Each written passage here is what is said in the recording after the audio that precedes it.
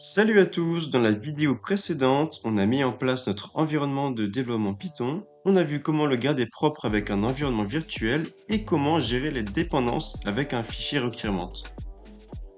Aujourd'hui, on passe à la suite logique, qu'est-ce qu'on peut vraiment faire avec Python? Et surtout, comment aller plus loin sans tout coder soi-même?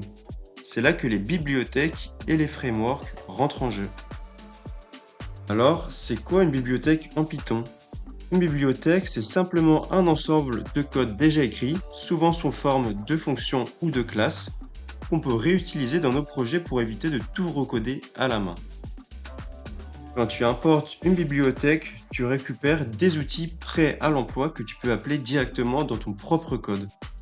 Par exemple, la bibliothèque Panda est très connue pour la manipulation de données.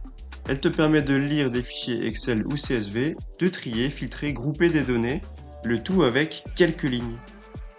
Mais est-ce que je pourrais faire tout ça sans Panda? Est-ce que c'est possible de se défaire des bibliothèques et de tout coder soi-même? La réponse est oui, absolument.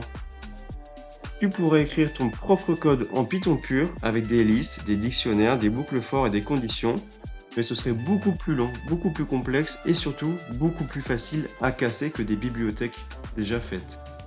Si je reprends l'exemple de Panda, Panda ne fait pas quelque chose d'impossible à faire. Elle le fait plus vite, plus proprement et avec moins d'efforts. Et ce qu'il faut bien comprendre, c'est qu'une bibliothèque comme Panda, c'est du Python comme le tien. À la base, c'est juste du code, des fonctions, des classes, parfois des fichiers entiers, qui ont été écrits juste pour être réutilisables. Et là où est également la force de Python et des bibliothèques, c'est que si on veut aller plus loin en performance, certaines bibliothèques intègrent aussi du code en C ou en Cython.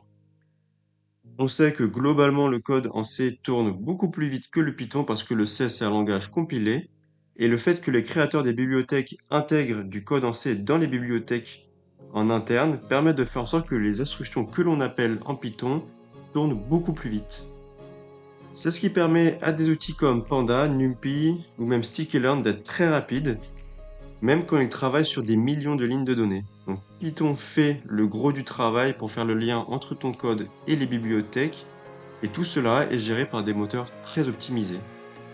Donc pour résumer, une bibliothèque c'est juste du code Python et parfois du C en interne, qu'on importe dans nos projets, qu'on utilise via des classes ou des fonctions qui nous permettent d'aller plus vite, plus loin et avec moins d'efforts. Je vais te donner quelques exemples des bibliothèques les plus utilisées. Donc voici 5 bibliothèques à connaître absolument. Donc tout d'abord il y a NumPy, donc c'est la base pour tous les calculs scientifiques et pour faire des tableaux. Ensuite, comme j'ai mentionné précédemment, il y a la bibliothèque Panda, donc qui permet de manipuler des données de CSV, d'Excel.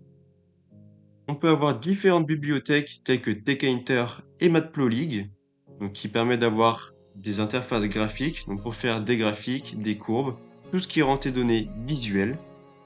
On retrouve également Scikit-learn, donc qui permet de faire du machine learning avec Python.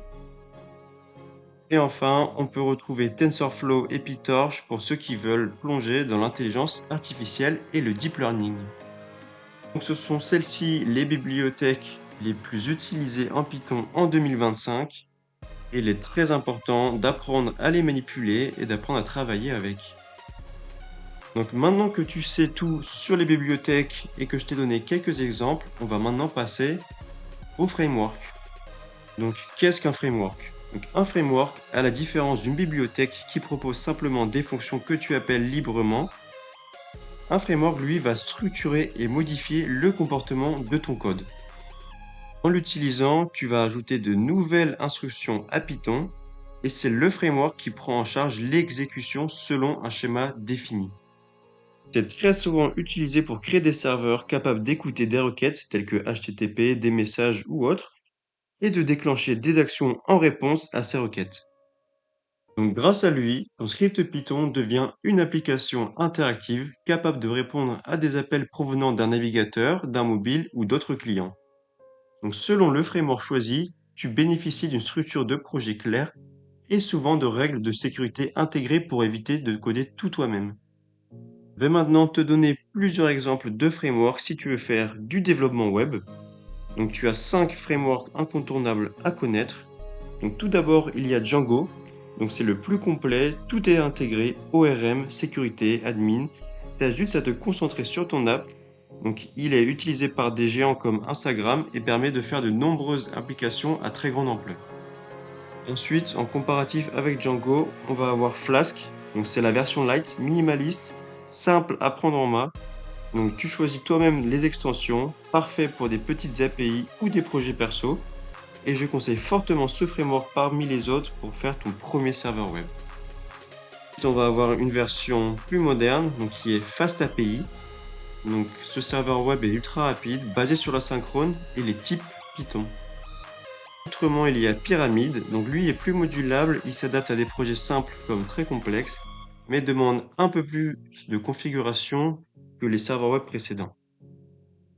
Pour finir, Tornado, donc il est conçu pour la performance et le temps réel. Il permet de gérer des milliers de connexions en parallèle, parfait pour du WebSocket, des chats ou du streaming en direct. Donc chacun a ses forces, à toi de choisir selon ton projet. Il n'existe pas de framework meilleur que les autres de manière absolue. Chaque framework a ses forces, ses faiblesses et ses cas d'usage bien spécifiques. Ce n'est pas la technologie qui doit guider le choix du développeur, mais le projet lui-même. C'est le besoin, la nature de l'application, les contraintes techniques, la scalabilité, la rapidité de mise en œuvre ou encore les compétences de l'équipe qui déterminent quelle technologie utiliser. Un petit projet rapide ne nécessitera pas la même architecture qu'une application complexe destinée à monter en charge. Ainsi, le bon choix n'est pas le framework le plus populaire ou le plus récent, mais celui qui correspond le mieux à ton objectif. Par exemple, Flask est plus adapté aux petites applications car il est léger, simple et rapide à mettre en place. A l'inverse, Django est parfaitement adapté aux applications plus complexes et de grande envergure grâce à son architecture complète et ses nombreux outils intégrés. Petit aparté, l'application Instagram utilise Django pour son back-end, donc ce qui montre à quel point ce framework est robuste et capable de gérer des applications à très grande échelle. Maintenant que tu sais ce qu'est une bibliothèque et un framework et pourquoi c'est si important, il n'y a plus qu'à passer au code. Et pour ça, dans la prochaine vidéo, on va voir la base de chez base, les variables en Python. Donc pense à t'abonner et à laisser un commentaire, ça m'aide énormément à faire grandir la chaîne et à continuer ces contenus. Donc je te redis à très vite pour la suite.